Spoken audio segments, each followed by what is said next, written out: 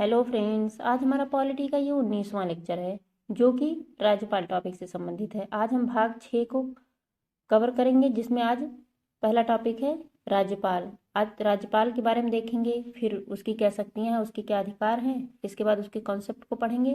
फिर महेश बड़वाल सर की जो नई वाली एनसीईआरटी आई है उससे हम प्रश्नों को हल करेंगे, तो हम प्रश्न हल करने में आसानी होगी। तो चलिए देखते हैं, राज्य की कार्यपालिका में कौन कौन शामिल होता है। राज्यपाल, राज्य विधानमंडल और महाधिवक्ता। ये बहुत महत्वपूर्ण है महाधिवक्ता। कई बार प्रश्न ऐसे दे देगा कि राज्य की कार्यपालिका में कौन कौन शामिल है, तो हम केंद्र में याद किए होते हैं राष्ट्रपति, राज्यसभा और लोकसभा। तो हमें रहता है ऐसे राज्यों में भी होगा कि राज्यपाल, राज्य विधानमंडल, अगर जहाँ मंत्री राज्य विधान परिषद है वहाँ विधान परिषद शामिल होगा।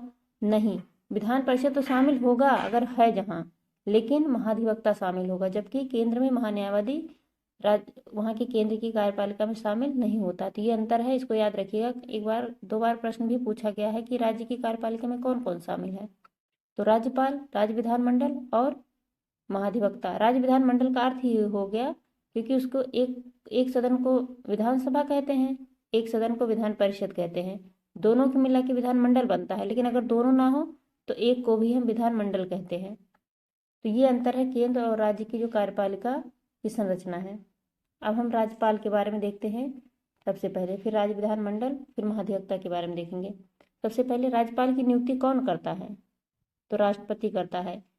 एक व्यक्ति एक या अधिक राज्यों का राज्यपाल हो सकता है, ये संविधान में प्रावधान किया गया है। हमारे यहाँ जो राज्यपाल की व्यवस्था है वो कनाडा मॉडल पर आधारित है, अर्थात हमारे यहाँ की पूरी जो संघीय व्यवस्था है, संघीय व्यवस्था का अर्थ क्या हुआ कि केंद्र और राज्य में किस प्रकार से कार्य करेंगे, किसको अधिक शक्ति प्राप्त होगी, किसको कितने शक्तियाँ प्राप्त होगी। जैसे कनाडाई मॉडल पर आधारित होकर हमारे यहाँ केंद्र को अधिक शक्तियाँ प्राप्त हैं, तो इसीलिए हमारे यहाँ जो संघीय व्यवस्था का अर्थ होता है सरकारें दो स्तरों पर कार्य करें, तो वह कनाडा मॉडल से लिया गया है। राज्यपाल की योग्यताएं क्या होनी चाहिए। पहला तो वह भारत का नागरिक हो और दूसरा वह 35 वर्ष आयु पूरा कर चुका हो। लेकिन दो परंपराएं हैं, उसकी चर्चा संविधान में नहीं है।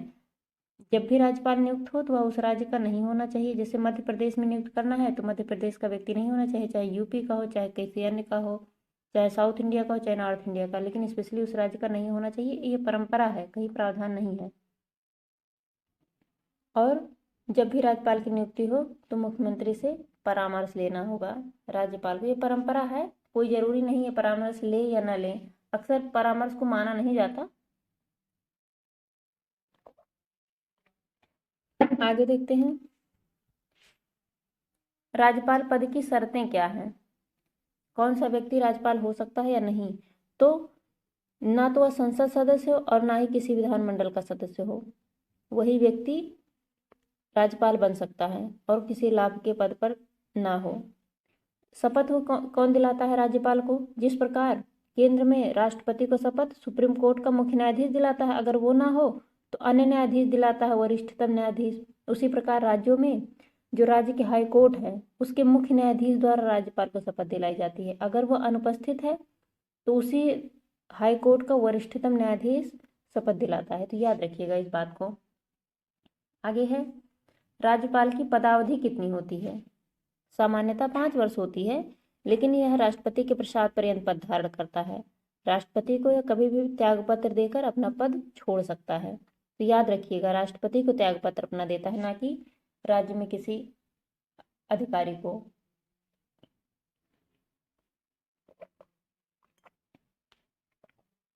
आगे देखते हैं, पदावधि के दौरान जब राज्यपाल अपने पद पर हो, कोई व्यक्ति है जो राज्यपाल है और वो अपने पद पर बना है, उस पद के दौरान उस पर दंडिक कार्रवाई नहीं हो सकती। हाँ, उस पर सिविल कार्रवाई हो सकती है, अर्थात पूछताछ कभी कभार हो सकता है, लेकिन पदावधि के बाद दंडिक कार्रवाई भी हो सकती है।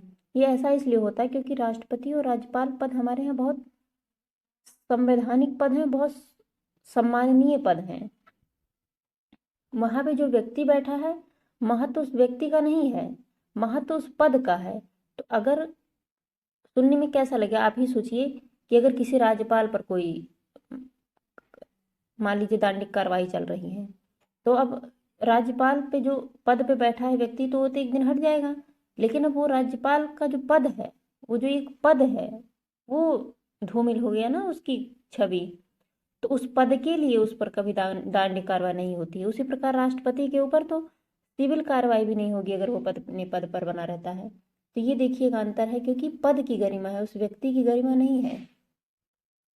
व्यक्ति कितना अच्छा कार्य करेगा उस पर डिपेंड है, यह संवैधानिक अनुसार तो उसे करना ही पड़ेगा, लेकिन उस पद की गरिमा है कि पद नहीं जाना चाहिए, क्योंकि मान लीजिए वो व्यक्ति तो हट जाएगा दंड करके या फिर अन्य किसी के, लेकिन वो राष्ट्रपति पद को कि बार बार यही आएगा कि इस राष्ट्रपति ने ये किया था, उस राष्ट्रपति ने, तो कहीं ना राष्ट्रपति शब्द जुड़ जाता है, तो उस पद का सम्मान कम हो जाएगा।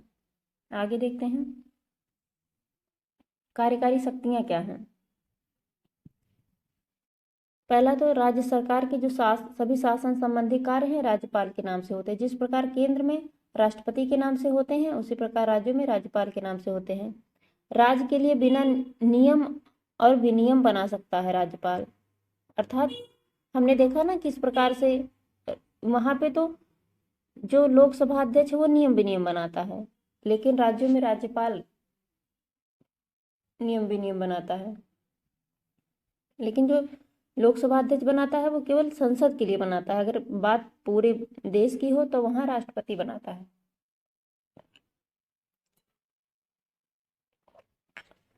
आगे देखते हैं मुख्यमंत्रियों अन्य मंत्रियों की नियुक्ति राज्यपाल करता है। मुख्यमंत्री की नियुक्ति तो जो बहुमत प्राप्त दल का नेता होता है उसका कर देता है। फिर मुख्यमंत्री जिन व्यक्तियों की सलाह देता है उसको राज्यपाल मंत्री बना देता है। महाधिवक्ता, राज्य निर्वाचन आयुक्त, जो राज्य आयोग है अर्थात स्टेट पीएससी के अध्यक्ष व सदस्यों की नियुक्ति, राज्य वित्त आयोग की नियुक्ति, जिला न्यायाधीश की नियुक्ति करता है। नियुक्ति का आप इसलिए याद रखिएगा क्योंकि कई बार ये नियुक्ति तो करता है लेकिन हटाने का अधिकार राष्ट्रपति को हो जाता है। जिस प्रकार जो राज्य लोक सेवा आयोग है उसके अध्यक्ष व सदस्यों को तो देखिए यहाँ पे नियुक्ति कौन कर रहा है, राज्यपाल कर रहा है ना, लेकिन नियुक्त तो कर दिया, लेकिन अब इसे हटाने का अधिकार केवल राष्ट्रपति को है। आगे देखते हैं राज्य विश्वविद्यालयों के कुलपति होते हैं। हम देखते हैं ना कि जो राज्यपाल होता है राज्य में जितने भी विश्वविद्यालय होते हैं उनका कुलाधिपति होता है। आगे है जब राष्ट्रपति शासन की सिफारिश, अर्थात जब राष्ट्रीय आपातकाल लागू हो तो जो केंद्र के एजेंट के रूप में कार्य करने लगता है, अर्थात राष्ट्रीय आपातकाल लागू होता है तो राज्य के सारे राज्य विषय केंद्र के हाथ में चले जाते हैं, क्योंकि राज्यपाल केंद्र का प्रतिनिधि के रूप में आता है तो वह उसके कार्यों का निर्वहन करता है, तो कहीं ना कहीं वो एक एजेंट के रूप में कार्य करने लगता है राष्ट्रपति के अर्थात केंद्र के। अनुच्छेद 356 के तहत राष्ट्रपति शासन का प्रावधान किया गया है, जबकि राष्ट्रीय आपात का प्रावधान अनुच्छेद 352 के तहत किया गया है। आगे देखते हैं यहाँ पे राज्यपाल को कुछ वीटो शक्तियाँ दी गई हैं, जैसे अनुच्छेद 200 के तहत वह किसी भी राज्य विधानमंडल द्वारा पारित विधेयक को राष्ट्रपति के लिए आरक्षित रख सकता है। ये बहुत महत्वपूर्ण है क्योंकि विधेयकों के मामले में राज्यपाल की राष्ट्रपति से थोड़ी ज़्यादा शक्तियाँ हैं। जैसे राष्ट्रपति विधेयक को अपने पास रख सकता है या पुनर्विचार के लिए भेज सकता है या फिर निलंबित कर सकता है, लेकिन राज्यपाल अधिसूचना उसको पारित कर सकता है या फिर पुनर्विचार के लिए भेज देगा या फिर उसे खारिज कर देगा, लेकिन वह राष्ट्रपति के लिए सुरक्षित रख देता। अगर वो किसी विधेयक को राष्ट्रपति के लिए सुरक्षित रख दिया तब अब वह विधेयक राष्ट्रपति की अनुमति के बाद ही पारित होगा। तो ये आप याद रखिएगा कि अनुच्छेद 200 किससे संबंधित है, राज्यपाल का राज्य विधेयकों पर राष्ट्रपति की स्वीकृति के लिए आरक्षित करना। आगे देखते हैं यहाँ पे है अनुच्छेद 201 के तहत राष्ट्रपति चाहे तो स्वीकार कर ले या मना कर दे। 200 के तहत तो राज्यपाल राष्ट्रपति को दे रहा है, लेकिन अनुच्छेद 201 के तहत राष्ट्रपति जो राज्यपाल दिया है विधेयक को वो उसे स्वीकार कर ले या मना कर दे, यह राष्ट्रपति पर निर्भर है, या राज्य विधानमंडल को वापस भेज दे। यदि पुनः राज्य विधानमंडल राष्ट्रपति को पारित करके या जैसे भी संशोधन करके पुनः भेजती है फिर भी राष्ट्रपति उसे मानने के लिए बाध्य नहीं है। जबकि अगर केंद्र का कोई विधेयक मान लीजिए लोकसभा राज्यसभा में पारित होकर राष्ट्रपति के पास गया, राष्ट्रपति ने उसे पुनर्विचार के लिए भेज दिया, तो अगर पुनर्विचार के बाद लोकसभा और राज्यसभा ने फिर उसी विधेयक को राष्ट्रपति के पास भेजा, चाहे उसमें कुछ संशोधन किया चाहे नहीं किया, तो भी राष्ट्रपति मानने के लिए इसके बाद बाध्य होता है। जबकि राज्यों में ऐसा नहीं है। अगर राज्यपाल ने सुरक्षित रख दिया तो अब पूरी तरीके से उस पर राष्ट्रपति का ही नियंत्रण है कि वो मना ही कर सकता, चाहे कितनी बार भी वह पुनर्विचार के लिए भेजे, लेकिन जब तक राष्ट्रपति कितनी बार भी मना कर सकता है। आगे देखते हैं विधायी शक्ति क्या है। विधायी शक्ति का अर्थ यह होता है कि कुछ न्यायिक या विधियों के संबंधित कानून अनुच्छेद 213 के तहत अध्यादेश जारी करता है। राष्ट्रपति अनुच्छेद किसके तहत 123 के तहत केंद्र में अध्यादेश जारी करता है। उसी प्रकार राज्यों में अनुच्छेद 213 के तहत राज्यपाल अध्यादेश जारी करता है। अध्यादेश का अर्थ यह हुआ कि जब कोई भी सदन या एक सदन सत्र में हो और कोई भी कानून लाना या कोई सार्वजनिक महत्व का मुद्दा है वो लाना अनिवार्य है, तो राज्यपाल अध्यादेश जारी करके उसे ले आता है। लेकिन जब भी बैठक होगी दोनों सदनों की, उसके शुरू में ही 2 महीने के भीतर उसे पारित होना अनिवार्य है, नहीं तो वह समाप्त हो जाएगा विधेयक या अध्यादेश। राष्ट्रपति अगर अध्यादेश किसके तहत जारी करता है, अनुच्छेद 123 के तहत 1, 2, 3। आगे देखते हैं कि राज्यपाल सत्रावसान कर सकता है, सत्र आहूत कर सकता है, अर्थात सत्र को बुला सकता है, विधानसभा का विघटन कर सकता है। हमने अभी भी देखा जहां केंद्र में राष्ट्रपति की अनुमति के बाद ही संसद में धन विधेयक लाया जाता है, वहीं राज्य विधानमंडलों में धन विधेयक राज्यपाल की पूर्वानुमति के बाद लाया जाता है। ठीक उसी प्रकार जैसे हम देखते हैं ना, पढ़ा था हमने कि राष्ट्रपति धन विधेयक को संसद में पारित होने के बाद उसे मना नहीं कर सकता। ऐसा क्यों है? क्योंकि जब संसद में या लोकसभा में धन विधेयक आया तो राष्ट्रपति की पूर्व अनुमति के बाद ही आया था। उसी प्रकार राज्यों में अगर धन विधेयक आता है तो राज्यपाल की पूर्वानुमति के बाद ही लाया जाएगा, इसीलिए राज्यपाल उस पर मना नहीं कर पाता, क्योंकि उसने पहले से देख रखा है ना। अब कोई भी परिवर्तन होगा तो उसको तो पहले से ही पता है, तो बाद में मना क्यों करेंगे। आगे देखते हैं जिस प्रकार राष्ट्रपति की क्षमादान की शक्तियां हैं, उसी प्रकार राज्यपाल की भी कुछ क्षमादान शक्तियां हैं अनुच्छेद 161 के तहत। इसमें दिया गया है कि क्षमादान की शक्तियां तो हैं, जैसे निलंबन करना, विराम करना, उसी प्रकार हैं, लेकिन केंद्र की कार्यपालिका जो कोई विधि हो या सेना न्यायालय हो उसके विरुद्ध क्षमादान कर सकता है। अर्थात राष्ट्रपति को हमने देखा था ना, कोई मार्शल लॉ से संबंधित किसी को दंड दिया गया हो या सेना न्यायालय से संबंधित कोई दंड दिया गया हो और केंद्रीय कानून से संबंधित, यहाँ तक कि राज्य कानून से संबंधित कोई दंड दिया गया हो तो उसको भी राष्ट्रपति मना कर सकता है। लेकिन राज्यपाल का एक दायरा है। पहली बात तो जो कोई सेना न्यायालय द्वारा कोई भी दंड वह क्षमा नहीं कर सकता, और दूसरा है कि कोई केंद्रीय विधि से अगर दंड मिला है तो उसको भी क्षमा नहीं कर सकता है। ये केंद्र और राज्य में अंतर है। राज्यपाल केवल राज्य की कार्यपालिका विधि के विरुद्ध अर्थात राज्य के नियमों और कानूनों के तहत अगर किसी को दंड दिया गया है वह उसी को क्षमा कर सकता है। अन्य शक्तियां क्या क्या हैं? जैसे अनुच्छेद 356 के तहत राज्य का संवैधानिक तंत्र विफल हो जाने पर राज्य में राष्ट्रपति शासन के लिए राष्ट्रपति को अनुरोध करता है। तो ये बहुत महत्वपूर्ण है। जो अनुच्छेद 356 के तहत राज्यों में राष्ट्रपति शासन लागू होता है वो राज्यपाल की सिफारिश पर ही लागू होता है। जब उसे लगता है, और किस आधार पर राज्य में राष्ट्रपति शासन लगता है, तो राज्य का संवैधानिक तंत्र विफल होने पर। आगे देखते हैं। अब चलिए प्रश्नों को हल कर लेते हैं। महेश सर की जो एनसीईआरटी है, भारतीय संविधान में राज्यपाल को मनोनीत किए जाने की पद्धति किस देश से ली गई है? तो कनाडा से। हमने अभी पढ़ा कि भारत में राज्यपाल का पद कनाडाई मॉडल पर आधारित है। आगे है, राज्य का कार्यकारी एवं संवैधानिक प्रमुख है कौन? राज्यपाल। हमने अभी भी देखा था ये बहुत सम्माननीय पद होते हैं, सब संवैधानिक पद होते हैं, जबकि राजनीतिक पद मुख्यमंत्री का होता है या जो भी नियुक्त हो। आगे है, किसी राज्य में राज्यपाल की नियुक्ति संविधान के किस अनुच्छेद के तहत होती है? अनुच्छेद 155 के तहत। ये तो आप अनुच्छेद को अलग अलग पढ़ेंगे तो आपको समझ आएगा कि अनुच्छेद 155 में राज्यों में राज्यपाल की नियुक्ति का प्रावधान किया गया है।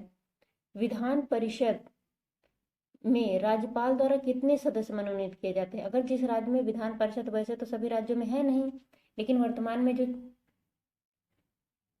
6 राज्यों में है कि 7 राज्यों में, ये डाटा मुझे नहीं याद है, लेकिन 6 या 7 राज्यों में है, तो उनमें कुछ सदस्यों का मनोनयन होता है। जिस प्रकार राज्यसभा में नॉमिनेशन होता है राष्ट्रपति के द्वारा, केंद्र में 12 सदस्यों का मनोनयन होता है राज्यसभा में, उसी प्रकार जो राज्य विधान परिषद है, क्योंकि उसका भी चुनाव अप्रत्यक्ष रूप से होता है, तो उसमें बहुत सारे लोग भाग लेते हैं राज्य विधान परिषद में, तो उनमें कुछ 1/6 सदस्य तो राज्यपाल के द्वारा ही नियुक्त किए जाते हैं। बाकी अन्य जैसे स्नातक हो गया, 3 वर्ष एक्सपीरियंस हो गया, इस तरीके से राज्य विधान परिषदों के सदस्य चुनकर आते हैं। यहाँ है, यदि राज्यपाल संसद अथवा विधानसभा का सदस्य है, किसकी बात हो रही है? राज्यपाल की। हमने भी ऊपर पढ़ा था कि राज्यपाल यदि संसद या विधानसभा का सदस्य है तो जिस तिथि को वह राज्यपाल पद धारण करेगा उस तिथि से उसका संसद या राज्य विधानमंडल से उसकी पद की रिक्ति मानी जाएगी। अर्थात जब वो राज्यपाल बन जाएगा तो यदि वह संसद का सदस्य है या राज्य विधानमंडल का सदस्य है तो उसकी वो सदस्यता समाप्त हो जाएगी, अर्थात उसका पद खाली हो जाएगा। आगे देखते हैं, झारखंड, छत्तीसगढ़, मध्य प्रदेश और ओडिशा में एक जनजातीय कल्याण मंत्री की नियुक्ति कौन करता है? तो राज्यपाल। अर्थात राज्यों में जिन राज्यों में जनजातियां हैं वहां के कल्याण मंत्री एक नियुक्ति का प्रावधान है, तो वह वहां का राज्यपाल करता है। राज्य विधानसभा के सत्रावसान का आदेश किसके द्वारा दिया जाता है? राज्यपाल के द्वारा। हमने अभी देखा, जैसे केंद्र में राष्ट्रपति देता है, वैसे राज्यों में राज्यपाल देता है। राज्यपाल किससे सलाह कर जिला न्यायाधीशों की नियुक्ति, स्थानांतरण और प्रोन्नति कर सकता है? उच्च न्यायालय से। अर्थात जो भी अधीनस्थ न्यायालयों में राज्यपाल को फेरबदल करना हो या कहीं भी किसी की नियुक्ति करनी हो, उसे पद मुक्ति करनी हो, तो वह हाई कोर्ट, संबंधित राज्य के हाई कोर्ट से वह परामर्श लेगा। आगे देखते हैं, राज्य के वेतन और भत्ते किस निधि द्वारा दिए जाते हैं? तो राज्य संचित निधि द्वारा, क्योंकि राज्य में कार्य करता है तो राज्य निधि द्वारा दिया जाएगा। आगे, भारत के संविधान में राज्य के राज्यपाल के विरुद्ध अभियोग चलाने का प्रावधान नहीं है। अर्थात क्योंकि जैसे राष्ट्रपति के ऊपर महाभियोग चलाया जाता है ना, अब राज्यपाल तो राष्ट्रपति के द्वारा नियुक्त हुआ है, जब किसी की नियुक्ति होती है तो उसे तो हटाना आसान है ना, क्योंकि अगर कोई एक व्यक्ति उसे नियुक्त कर सकता है तो उसे हटा भी सकता है। जब ढेर सारे लोग, अर्थात जैसे राष्ट्रपति का चुनाव बहुत सारे सदस्यों के द्वारा मिलकर चुना जाता है, तो उसे हटाने की प्रक्रिया भी काफी भारी भरकम होगी ना, और बहुत प्रमुख है, बहुत सम्माननीय पद है। वैसे पद ये भी सम्माननीय है, क्योंकि राज्यों में है तो एक कॉन्फ्लिक्ट पैदा हो जाता है ना, अगर इतना अधिकार दे दिया जाए राज्यपाल को, तो राज्यपाल और मुख्यमंत्री के बीच, इसीलिए इस पर महाभियोग नहीं बल्कि यह राष्ट्रपति के प्रसाद पर्यंत पद धारण करता है। आगे देखते हैं, यहाँ पे है, राज्यपाल किस अनुच्छेद के अंतर्गत राष्ट्रपति के विचार के लिए किसी विधेयक को आरक्षित कर सकता है? अभी हमने देखा 200 के तहत वो आरक्षित करता है विधेयक ये सब, लेकिन 201 के तहत वह जो राष्ट्रपति के लिए आरक्षित करना है उस विधेयक को, जैसे 200 के तहत है कि वह विधेयक को स्वीकृति दे दे या मना कर दे या अपने पास रख ले या वापस भेज दे उसके पास, लेकिन 201 के तहत प्रावधान है कि विधेयक को अपने पास सुरक्षित इसलिए रख ले कि वो राष्ट्रपति को भेजेगा, और राष्ट्रपति के पास एक बार चला गया कोई विधेयक तो अब वह राष्ट्रपति पर ही निर्भर है, उस पर फिर विधानमंडल का कोई अधिकार नहीं रह जाता है। आगे देखते हैं, यहाँ पे है, वर्तमान में राज्यपाल का मासिक वेतन कितना है? तो 3.5 लाख रुपए। ये फैक्ट है, याद रखिएगा, तो बदलता रहता है। राज्यपाल किसके प्रति उत्तरदायी होता है? राष्ट्रपति के प्रति, क्योंकि वो उसी के प्रसाद पर्यंत पद धारण करता है, तो भाई उसकी जिम्मेदारी तो उसके प्रति होगी ही ना, नहीं तो राष्ट्रपति कभी भी उसे हटा देगा। 7वां संविधान संशोधन 1956 में हुआ, जिसके अनुसार एक व्यक्ति को 2 या 2 से अधिक राज्यों का राज्यपाल नियुक्त किया जा सकता है। राज्यपाल पुनर्नियुक्ति का भी योग्य है। अर्थात मूल संविधान में राज्यपाल की पुनर्नियुक्ति की बात नहीं की गई थी। 7वां संविधान संशोधन हुआ 1956 में, जब राज्य पुनर्गठन आयोग आया था 1956 में। इसके बाद ये कहा गया कि कोई राज्यपाल 2 या अधिक राज्यों का राज्यपाल भी बन सकता है। आगे देखते हैं, यहाँ पे कुछ प्रावधान है। राज्यपाल किन की नियुक्तियां करता है उसको हम देखते हैं। अभी हमने देखा ही है, लेकिन रिवाइज कर लेते हैं। राज्य के महाधिवक्ता की नियुक्ति, जो कि यह राज्य की कार्यपालिका का भी एक हिस्सा है। राज्य लोक सेवा आयोग, हमने देखा ना, स्टेट पीएससी, नियुक्ति सदस्यों की और अध्यक्ष की। राज्य निर्वाचन आयोग के अध्यक्ष एवं सदस्यों की नियुक्ति, यह राज्य विश्वविद्यालयों का कुलपति होता है। उप कुलपति की नियुक्ति करता है और वह स्वयं कुलपति होता है। राज्यपाल, इसको यहाँ ध्यान रखिएगा, वो विश्वविद्यालय का कुलपति होता है, लेकिन वहाँ के उप कुलपति की नियुक्ति उसी के द्वारा होती है। और राज्य वित्त आयोग का गठन करता है, जो कि यह पंचायत चुनाव कराती है। राज्यपाल उच्च न्यायालय के न्यायाधीशों की नियुक्ति के विषय में राष्ट्रपति को परामर्श देता है। अर्थात राज्य के जो हाई कोर्ट के जो मुख्य न्यायाधीश या अन्य न्यायाधीश हैं, उनकी नियुक्ति राष्ट्रपति करता है, लेकिन नियुक्ति के समक्ष जब वो नियुक्ति करता है राष्ट्रपति, तो उसमें परामर्श राज्यपाल भी देता है। आगे देखते हैं, राज्यपाल को राज्य लोक सेवा आयोग के सदस्यों को निलंबित करने का भी अधिकार प्राप्त है। यहाँ इसीलिए लिखा है 2-3 बातें, जैसे यहाँ है कि राज्य लोक सेवा आयोग के अध्यक्ष एवं सदस्यों की नियुक्ति राज्यपाल करता है, नियुक्ति की बात कर दिया। यहाँ इसलिए नोटेड कर दिया गया है, राज्य लोक सेवा आयोग के अध्यक्ष को निलंबित करता है, अर्थात बदल देता है। लेकिन अगर उन्हें हटाना हो अपने पद से, इन्हें आपको ये पद छोड़ दीजिए, तो वह राष्ट्रपति के पास अधिकार हो जाता है। ये याद रखिएगा। जैसे हम देखते हैं ना कि कोई किसी राज्य का जब डीएम बन जाता है तो उस पर निलंबित करने या फेरबदल करने का अधिकार तो राज्य सरकार को मिलता है, लेकिन उसे हटाने का अधिकार राष्ट्रपति को होता है। ठीक उसी प्रकार राज्यों में भी राज्यपाल जो राज्य लोक सेवा आयोग के अध्यक्ष और सदस्य होते हैं, उनके संबंध में होता है। आगे देखते हैं, जम्मू कश्मीर के उपराज्यपाल की नियुक्ति कौन करता है? भारत के राष्ट्रपति। उपराज्यपाल इसलिए नियुक्त होते हैं क्योंकि वह केंद्र शासित प्रदेश है और केवल दिल्ली और पांडिचेरी को छोड़कर सभी जगह प्रशासकों के द्वारा राष्ट्रपति प्रशासन चलाता है, जबकि दिल्ली पांडिचेरी में मुख्यमंत्री का चुनाव होता है। तो वहाँ के उपराज्यपाल की नियुक्ति भारत का राष्ट्रपति करता है। भारत में राज्यपाल बनने वाली पहली महिला कौन है? सरोजिनी नायडू। ये बहुत महत्वपूर्ण है, आप देखिएगा। सरोजिनी नायडू किस राज्य की बनी थी? यूपी की। आगे, राज्य विधानसभाओं में आंग्ल भारतीय समुदाय के लिए 104वां संविधान संशोधन याद रखिएगा, देखिए यहाँ लिखा भी है। राज्य विधानसभाओं में आंग्ल भारतीय समुदाय के लिए, जो कि एक सदस्य चुने जाते थे, अर्थात मनोनीत होते थे, आंग्ल भारतीय समुदाय के लिए प्रतिनिधित्व का प्रावधान भारत के संविधान के किस अनुच्छेद में किया गया? अनुच्छेद 333 में किया गया था, जो कि 104वां संविधान संशोधन करके समाप्त कर दिया गया। जब कि लोकसभा में 2 आंग्ल भारतीय चुने जाते थे और प्रत्येक राज्य में अगर वहाँ पॉसिबल हो तो 1 आंग्ल भारतीय समुदाय का मनोनयन होता था। केंद्र में 2, जो कि अब समाप्त हो गया 104वां संविधान संशोधन के द्वारा। राज्यपाल से संबंधित कुछ अनुच्छेद दिए गए हैं। अनुच्छेद 153 में कहा गया है कि राज्यों का एक राज्यपाल होगा। अनुच्छेद 154 में राज्य की कार्यपालिका शक्ति राज्यपाल में निहित होगी, जिस प्रकार राष्ट्रपति में निहित होता है संघ की कार्यपालिका शक्ति। अनुच्छेद 160 में आकस्मिक परिस्थितियों में राज्यपाल के कार्य किस तरीके से हो जाते हैं। जैसे हम देखते हैं कि कोई परिस्थिति आकस्मिक है तो राज्यपाल प्रमुख हो जाता है कार्य करने के लिए। मान लीजिए राष्ट्रीय आपात लगा तो भी राज्यपाल प्रमुख हो जाता है। आगे, अनुच्छेद 161 में क्षमादान तथा कुछ मामलों में दंडादेश से निलंबन परिहार लघुकरण राज्यपाल की शक्ति है। अर्थात जो क्षमादान की शक्ति है अनुच्छेद 161 के तहत राज्यपाल को प्राप्त है।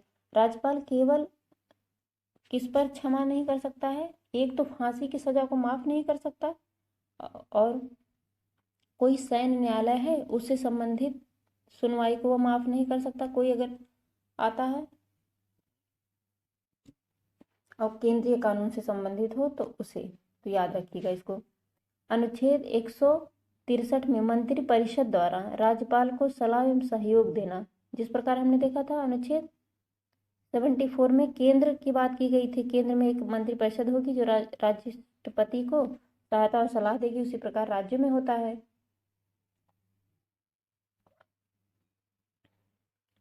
आगे देखते हैं अनुच्छेद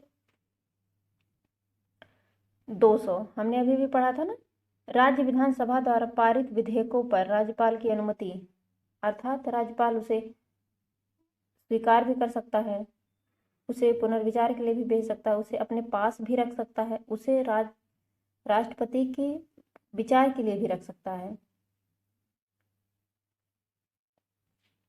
तो ये स्वीकार करे या फिर मना कर दे या फिर पुनर्विचार के लिए भेज दे, ये तो अनुच्छेद 200 में किया गया है। लेकिन 201 में राष्ट्रपति के पुनर्विचार के लिए भी इन विधेयकों को रख सकता है। ये जो तीनों विधेयक हैं वो राष्ट्रपति के विचार के लिए अनुच्छेद 201 के तहत राज्यपाल रख देता है। अगर रख दिया इसके बाद अब सारा अधिकार उस पर राष्ट्रपति का हो जाता है। अनुच्छेद 213 में राज्यपाल की अध्यादेश जारी करने की शक्ति, जिस प्रकार अनुच्छेद हमने देखा था 123 में राष्ट्रपति अध्यादेश जारी करता है, उसी प्रकार 213 में राज्यपाल राज्यों में अध्यादेश जारी करता है। अनुच्छेद 233 में राज्यपाल द्वारा जिला न्यायाधीशों की नियुक्ति की जाती है, अर्थात जो अधीनस्थ न्यायालय हैं हाई कोर्ट के, उनसे संबंधित कोई भी नियुक्तियां राज्यपाल करता है। हाँ, वो हाई कोर्ट के जो न्यायाधीश हैं उनसे वो परामर्श लेता है। आगे है सरोजिनी नायडू ने राज्यपाल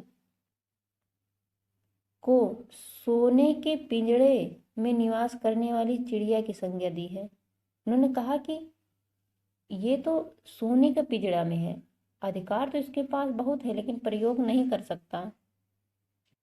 फ्रेंड्स, ये हमारा रहा राज्यपाल टॉपिक, छोटा सा ही था, जिसको आप रिवाइज कर लीजिएगा। आज इसको यहीं समाप्त करते हैं। Thank you very